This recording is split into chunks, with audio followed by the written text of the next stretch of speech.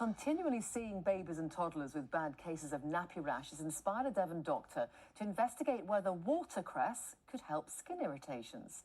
Dr. Carl Stewart was a junior doctor at Torbay Hospital when he saw a very unwell child and vowed to help. Now, after teaming up with an Exeter biochemist, their watercress products are on the market and they believe they have huge potential. Our health correspondent Jen Smith has been to meet them. He might have moved out, but Carl isn't averse to popping round to his mum's. This is where Kyle, or Dr. Stewart, as he's known as a GP, first realised he was onto something. We found from the literature that watercress had these interesting compounds in which might be able to block the enzyme that causes nappy rash. So we needed to find a way of trying to get them out. And the easiest and cheapest way for us to do that to begin with was to play with watercress in my mum's kitchen, chop it up, heat it, cool it, mash it, and do all sorts of different things, make lots of different extracts, and eventually we found a process by which we could make an extract with all these useful compounds concentrated in it. A colleague at Torbay Hospital introduced Kyle to biochemist Professor Paul Wynyard from the University of Exeter.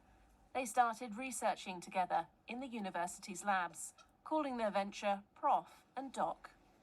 At that time, Carl was working as a doctor down at Torbay Hospital and was very concerned about particular children that were coming into the hospital who had really nasty nappy rash and wanted to know, well, as a doctor, what can I do about this? It's a bit of a privilege, really, to have the opportunity to do research that's then actually applied to a real-world problem. We need to have more of that kind of research. And this really is a Southwest story. The crop is converted into an extract in Exeter.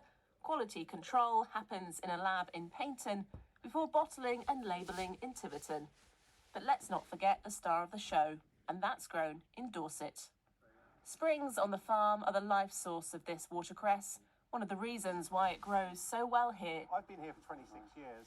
Now Carl, Paul and farmer Tom have found a way to use the surplus watercress from the farm. It's a fascinating project because it's using watercress in a way that we haven't seen it's being used before. There could be evidence that watercress was used for skin treatments in the past, but this is the first time we've come across anything like that. So finding a way to utilise our winter crop, which isn't currently being sold, makes it extremely sustainable, and that's really good. It's supporting businesses in the southwest, and particularly new startups. That's what we need. We need to think of new innovative ways to use our products in the UK.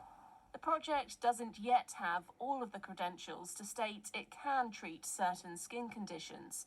But what Prof and Doc can say is that this compound from watercress has huge potential. The idea behind the Prof and Doc range is that it's useful as a general skin product, but in the background we're also developing what we hope will be new medicines from the learning that we've undertaken. The nutritional value of watercress is well known, but now thanks to this Southwest project, all of its health benefits could be realised. Jen Smith, BBC Spotlight.